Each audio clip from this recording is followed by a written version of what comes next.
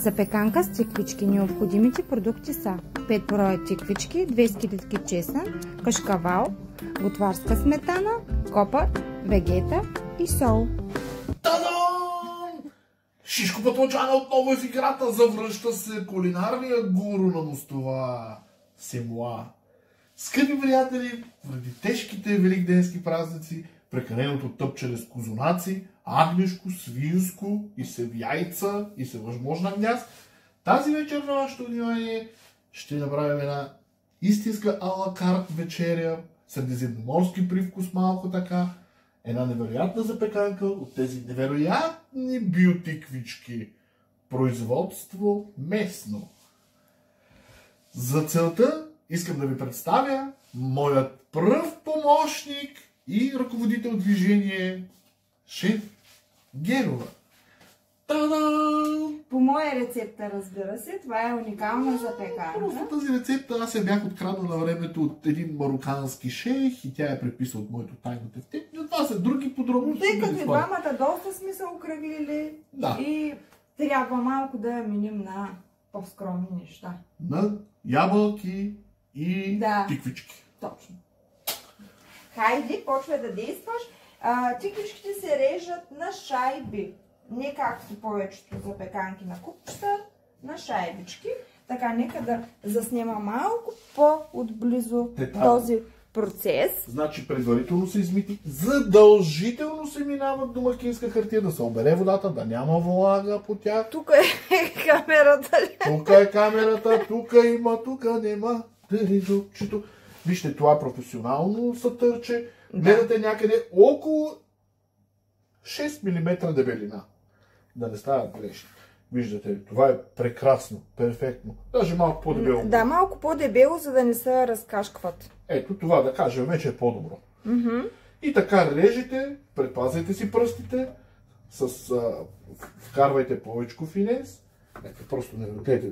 Значи сътърчето ми е специално подарък от китайски император едно време Шен Джен Дзен. Гледайте, страхотно реже. Само аз го ползвам, защото имам сертификат. Така е. Ще се включим след малко, след като нарежем тиквичките. Готови сме с нарязването. Машинално нарязване. Изисква се много години опит. Вижте, просто невероятни кръгове. По-кръгли не мога да ги нарежа.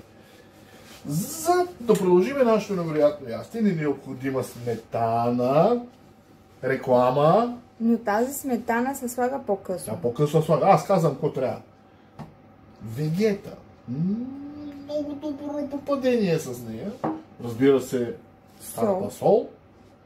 И първо осоляваме. Да, посоляваме.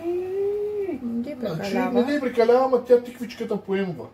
И с тази лапуна разбъркваме. Ето така, внимателно да не нараним кръговете, защото иначе ще ни се прецака цялата система. Системата е Мойзерова. Преди години, като бях в...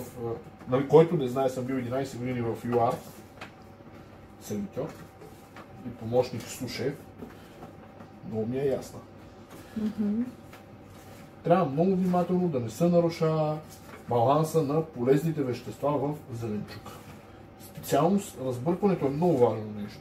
Така. Беше хубаво сложи вегетата, ама и сега е ръсни. Значи да не се смесват нещата. Ама с тази мръсната лапунка сега... Аз съм шесторък и я шива. Мога с лява, с дясна, с трета ръка. Това е предостатъчно. Като количество, просто лекичко. И пак разбърквате. Още един път. Сега вече солта се вече леко е дръпнала в тиквичката, а вегетата добавя едно такова много романтично настроение. Солено. Солено. Хората умират за солено. Така, другото, което трябва да се добави е малко олио. Олиото не прекалявайте. Холестерола расте нагоре. Колко вика тия холестерола? 8 вика добре ли е идеално за инфаркт. Чин, по-малко. Ние предпочитаме специално олио си взимаме, което е с повече фибри, с по-малко съдържание на мазнини изключително класическо олио. То е Сандрово 99, разкошно. Защото после се слага и сметана и зато и не се слага много. И пак същата процедура. Леко да се омъсни зеленчучето, да придобие така златист лъскав вид. Фурната сме си я включили да загрява с вентилатор 200-225. Това вече е според вашия електроуред. Значи в няколко предни видеа казахме, че нашите електроуреди са съвсем друга класа. Нали, съобразяваме с тези неща, хубаво е да се знае. Не всеки може да достигне съвършенството, а ние постоянно го надвишаваме. Те ли сега ги бърка достатъчно, той ми се зависвят. Така, измич си лапунчето. Страхотна мазна лампа. Хубаво е да разполагате с топла вода. Не разполагам, само ще докато дойде.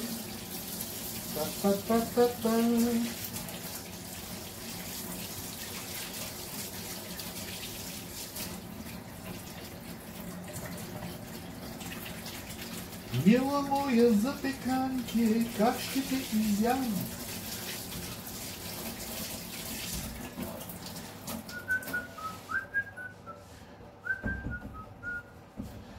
Сега е хубаво второ да се сложи.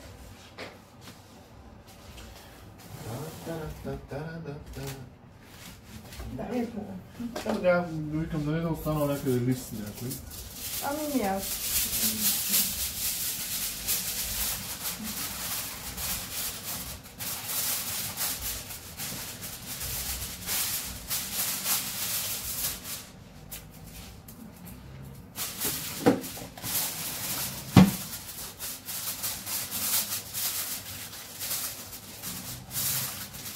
Лак как полирам, а? Нали? Страхотен си. Много ще да занимава с керата, никой не ми даваш достъп. Не е вярно. Да, не е вярно. Напротив, колко пъти ставам. Сега отваряме фурната, без да си пърлим лапите. Да, последния път останах без четина. Внимателно, за да спечелиш обязателно. Шеф Герова, засечете време. Така, долу-горе, половин час да си се пече. Долу-горе. Здравейте отново! Нашите тиквички вече са готови и трябва да добавим допълнителните материали, за да бъде пълноценна и приказна завършена на нашата невероятна манджа. За целта предварително сме си подготвили настърген каштала, който ще сложим накрая, подчертавам накрая. 2 скибитки чесън. Всичко е въпрос на вкус. Ако обичате да е по-чесняче, сложете си 3-4. Гледайте да е български чесън, натюрморт, да не е някой китайски буклук. Покажи с виличката как проверяваме тиквичките. Ето, дали проверяваме. Ето, боц, като масалце са. Да. Цък, микунчести, страхотно. За няма и половин час са готови. Да. Но пак зависи от фурната ви, естествено. Има малко технически Уреда е такъв. Значи това е уред от Хан Крум останал. С него са мачкали пръсти едно време за измамниците. Сега го ползваме за чесън. Реликва е, нали? към чикачките. Ами било на толкова. Защо? Ами защото връзка настрани. Няма, да покажа как излиза. Може хората никога да не са виждали такъв уред. Да, никога не се Че вижда. знаеш ли? Гледа не се опариш. Аз да се опара, да се опърва. Слагай следващата. Слагай следващата скилитка. И обери това, което стърчи. Сложи го пак вътре. Абе, вътре имах присата. Чайчета си много мощна. Ами с 2 ръце давай. Две ръце, аз ръце съм като клещи, аз ще го сгъна ту с алуминно. Халумин, ба. Ама добре, не виж на едно място ги слагаш тези чесъни. Тук Малко ще ги ги разпръсни. разпръсна. Сега ти пак го вкарай вътре и го смели пак. И тези дебелите парчета. Така. Значи, по принцип, заради това е шеф готвача, защото постоянно трябва да дава указания на бедната калфа. Но аз съм прекалено голям професионалист. Така, сега идва момента на сметаната. Момента за апартамента. Добре ли се същи смята? Дай да видим. И айде ти го служи вътре. Се разпадне.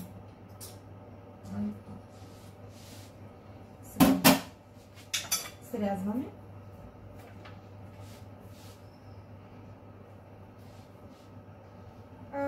Съвсем обикновена сметана за готвене, 200 мл, каквато да се вземе, че няма да правим реклама.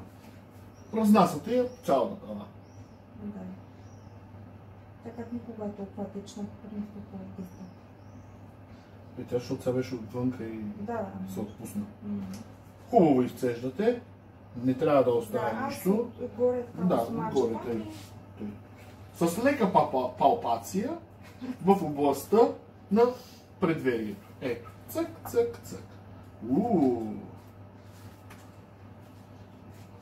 Хайде, Мацо, пусни още 100 грама.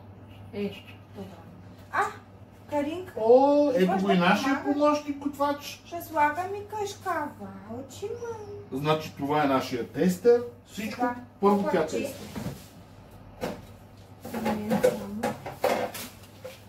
Да.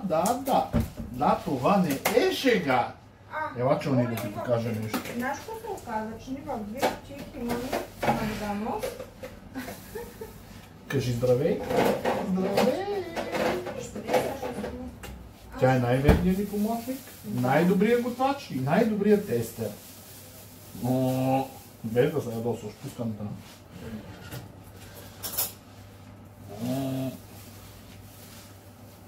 Ето, виждате ли шефа какво прави накрая с финалните щрихи? Просто плейтва този невероятен копак. Сме стигнали до плейтване, ама те е хубаво научен копак. Така, нашия е замразен, но няма никакво значение. Разбъркваме с тази ложичка, която е, без да се. Ела да видиш, бачо, какво готви бе, ма, ух! Кетчуп! Аз се ударих не Случват се тези неща, все пак сме иска на живото предаване. Значи хубаво е да ползвате терморъкавица. Дома. Защото... Страхотно изглежда мамичката, нали? Значи това е вегетариански териер. Да, тя обича много зеленчуци. И пиленци обича. Но най-много обича какво? Кашкавалче! Хубаво разбърквате да се разбие сметаната. Да. Ние този път не сложихме дори вода, те си пуснаха достатъчно вода. Аз забравих, честно казано, ама... Още по-добре. Да. По-добре, защото те си пуснаха малко вода и после много се разводнява положението. Сега хубаво, дай да ти покажа как. Чакай, ще се закачи бема. Заглаждаш, да, отгоре да стане равна повърхност, като наслагваш кашкавалчето, да е на равна повърхност. Там малко, там само сметана, пък няма. И така с лъжичката, виж мила, дай да ти покажа само. Така, оп. И ти ми развали, гледай какви бучи стана. Нищо не се става. Сега, значи, като пътен знак 36 неравности по пътя. Глупости. По-хубаво бях загладил. Ето така. Добре, Сега махне тая лъжица. Започни да слагаш кашкавалчето, защото аз ще почерпя тази малка дама с кашкавалче. Тя много обича кашкавалче.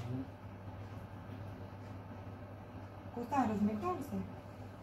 Еми така хубаво, солил като да. Солил, ама с пластил. Добре, нищо. Както го наслагаш, те ще го яде, мамите. Нищо предварително си го настъргах, може да е по-лесно, ама тук е топло. И малко се изпластил, защото той е много хубав кашкавал, истински.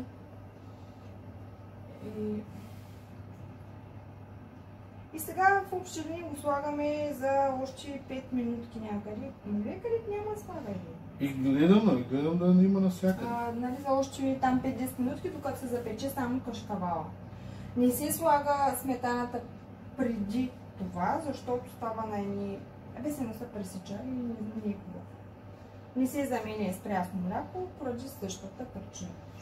Аз един път направих тази грешка с прясното мляко и ми се пресече всичко. Така, сега тази хубава тавичка слагаме пак в нашата професионална фурна. Ето как изглежда? Да, за още 10 минути. Преди малко каза 5, сега каза 10. 5-10 сега няма значение. Така до след малко. Завръщаме се отново в кухнята на щастието, кухнята му с това. Нашето ястие вече е към своя край. Така, отваряме фурничката. Внимавай, само я дръпни аспиратора, да. Внимателно да излезне първата вълна. Така. И? Искаш ли аз да я извадя? Не, аз ще извадя, няма никакъв проблем. Аз съм с... Отдавна не съм запърлил. Така, спираме тази мощна фурна. И оставяме ето така. Така. Разкошен резултат с неочакван край. Дори и ние не повярвахме, че точно така ще се получи. Така е. Значи препоръчвам ви. Кой чака тук за пеканка? Препоръчвам ви. В пролета идва. Наблягайте повече на зеленчуци. Местните и вредните холестеролни храни ги намалете. Отслабнете. Идва сезон.